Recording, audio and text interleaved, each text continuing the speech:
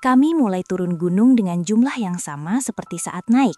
Setidaknya, itu yang kami yakini. Kabut pagi menutup jalur, membuat jarak pandang hanya 2 meter. Aku berjalan di barisan tengah, menghitung langkah agar tidak terpeleset. Di belakangku ada Bayu. Napasnya terdengar berat dan teratur. Setiap kali aku berhenti, napas itu ikut berhenti. Tapi saat aku menoleh, Bayu selalu berdiri terlalu dekat. Wajahnya pucat dan matanya tidak pernah berkedip. Aku merasa tidak nyaman, namun memilih diam. Sampai akhirnya aku sadar, bayangan Bayu tidak pernah jatuh ke tanah. Matahari ada tapi kakinya tidak meninggalkan apapun di jalur basah itu. Aku memperingatkan ketua tim, namun ia hanya menyuruhku fokus berjalan. "Jangan bikin panik," katanya. Beberapa menit kemudian, Bayu mulai berbicara sendiri. Suaranya berbisik tapi jelas, mengulang nama kami satu persatu. Setiap nama diucapkan, langkah orang itu melambat tanpa sadar.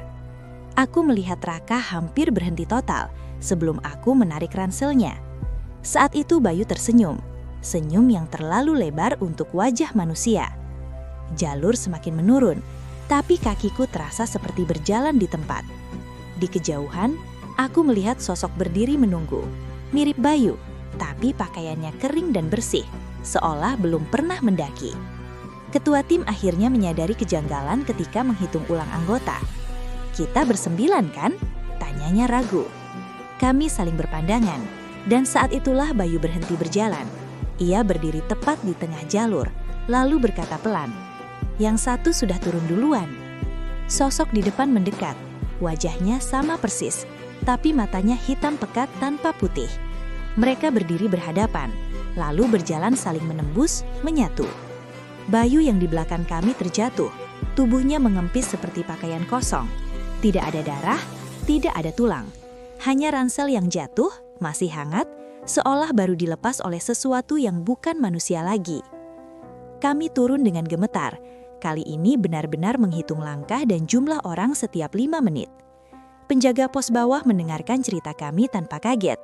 Ia hanya berkata, "Kalian beruntung masih sadar." Menurutnya gunung ini tidak selalu mengambil nyawa, kadang hanya menukar. Yang lengah akan ditinggal, lalu digantikan sesuatu yang ingin pulang. Ia menegaskan, dalam pendakian, kebersamaan bukan soal jumlah, tapi kesadaran. Jangan pernah mengabaikan firasat. Dan jangan malu menghentikan langkah jika ada yang terasa salah. Lebih baik dianggap penakut, daripada turun dengan jumlah lengkap, tapi isi yang sudah berbeda. Cerita ini bukan untuk membuatmu takut naik gunung, tapi agar kamu lebih waspada saat turun. Banyak pendaki fokus mencapai puncak, lupa bahwa pulang adalah bagian paling berbahaya. Jika kamu pernah merasa ada teman yang berubah tanpa alasan, atau jumlah terasa tidak masuk akal, jangan lanjutkan perjalanan. Bagikan cerita ini agar lebih banyak orang sadar.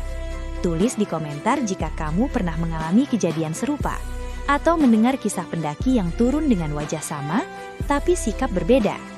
Subscribe tanpa jejak, karena tidak semua yang berjalan di sampingmu benar-benar ikut naik bersamamu sejak awal.